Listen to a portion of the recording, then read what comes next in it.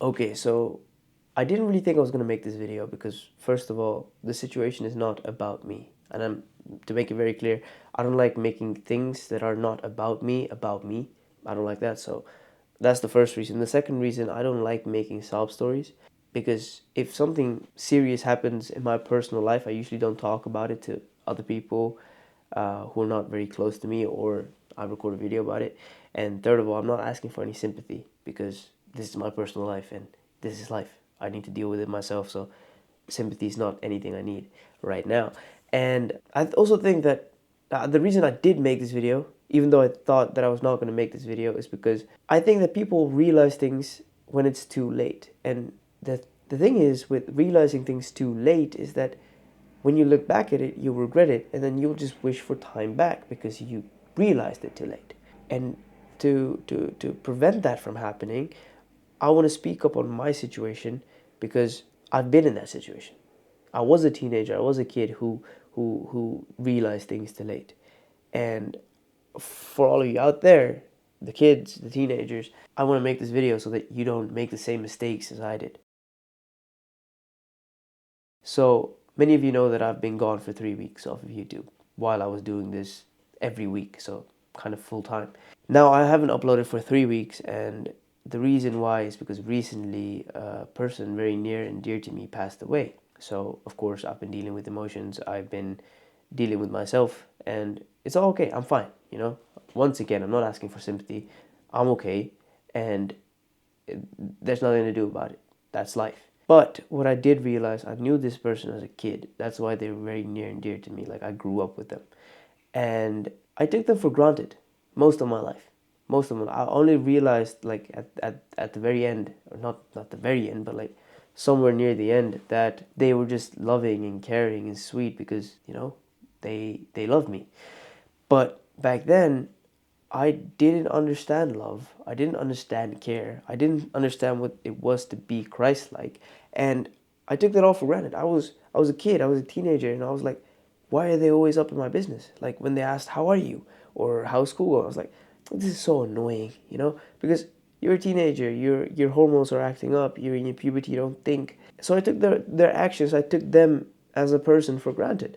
And now that I'm older and finally realize the care, the love, the Christ-like behavior they gave me, I regret taking them for granted, and I just wish for more time. That's one of the lessons I learned. And that's why I'm saying don't take people for granted, because you'll just regret it in the end.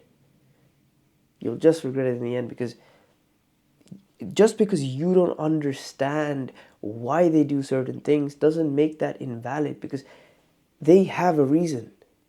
You just don't understand yet because you are narrow-minded, and this is very specifically targeted to me. It was so narrow-minded in me to take people for granted. And after the situation, I would not take anyone in my life for granted ever again, because, you know, the reason that they act the way they act is probably for a reason. They won't go on the street and ask a person, "How are you?" because they don't know them, right?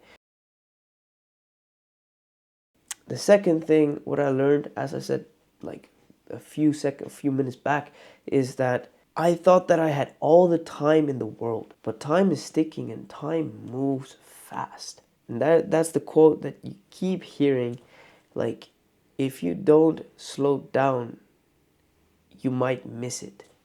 That's life. And that's also what I did with people, with friends and family, with events. I used to cancel because, you know, I have tomorrow. I can see them tomorrow, or I can see next year.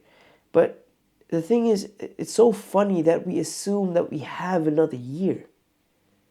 You never know how long you have, because time keeps moving forward and it won't stop for you. You have to slow down. You have to say, "I want to see them." You have to go. You have to choose and make your choices wisely, because time keeps ticking. So don't be so naive to think, "Oh, I'll have another year." You might not, bro. You might not.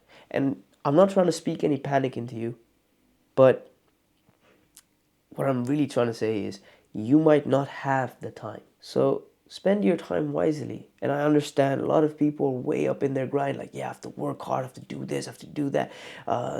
if I spend these 10 years working hard, then I can enjoy my 30s like for another 50 years. Bro, you don't even know if you have until your 30s. So enjoy it. Spend your time wisely. Of course, work.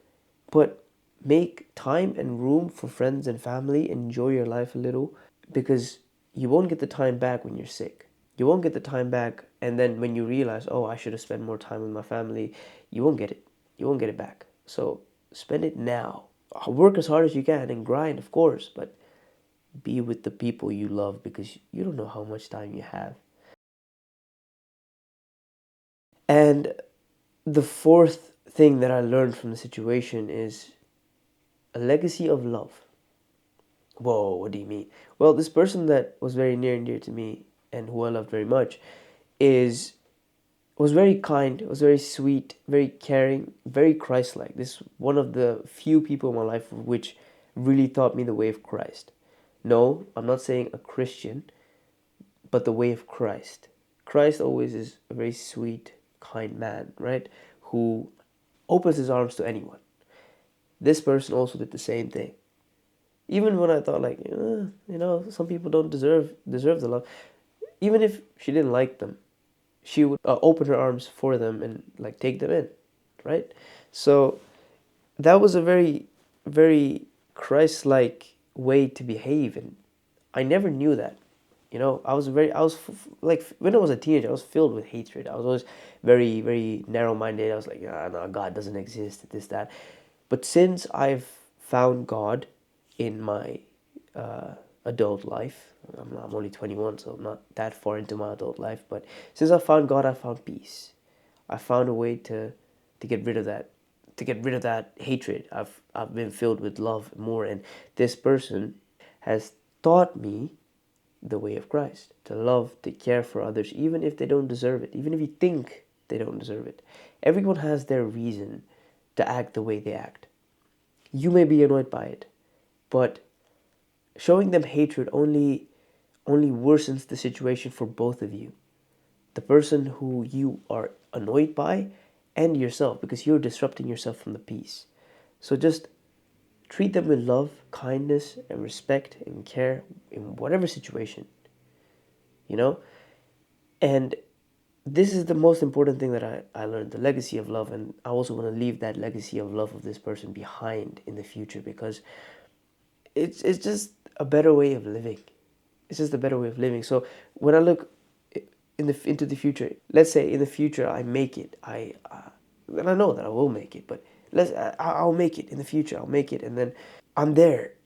I'll look back at this video and I'll be like, this is where my way of life started, because I finally realized the Christ-like way. If I'm being kind to people or rude to people, I'll look back at this and I'm like, why did you act rude? We vowed to spread a legacy of love, so why rude? So I'll try to treat everyone, whoever it is, it doesn't matter who approaches me, I'll try to treat them with love, kindness, and care, even if I don't think they deserve it, because that's the legacy of love that this person who recently passed away left with me. So these are three things that I learned from the situation, and I'll be back to uploading weekly from now on, but I just had to take a break to realize everything and to work through my own shit. Excuse the language. But yeah, that's that. I hope you're all doing good, and I hope you're all welcoming me back with open arms. That was me. That was Ryan. Much love, Ryan. Peace.